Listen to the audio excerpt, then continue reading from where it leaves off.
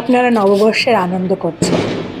নববর্ষের এতই আনন্দ আপনাদের মনে যে অজস্র পটকা ফোটাতে হবে, জোরে জোরে আওয়াজ করতে হবে, তারপরে আর কি কি আছে করতে হবে বলুন তো?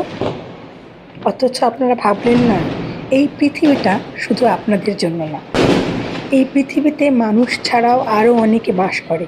আর এই যে রাতের অন্ধকারে আপনারা পটকা ফোটাচ্ছেন, এর ফলে ভেবেছেন রাতে যারা এই আলো দেখে অভ্যস্ত না সেই প্রাণীগুলোর কী হবে? পাখিদের কথা ভেবেছেন? সকালে উঠে উঠে দেখবেন অজস্র পাখি মরে পড়ে আছে, আফসোস করবেন, আল্লাহ কি হলো, আল্লাহ কি হলো? আপনাদের জন্যই হয়েছে। এই পৃথিবীটা ধ্বংস হচ্ছে শুধুমাত্র মানুষের জন্য।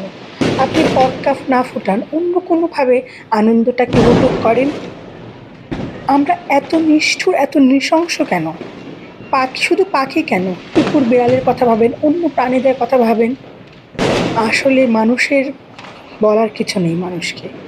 কি বলবেন মানুষকে?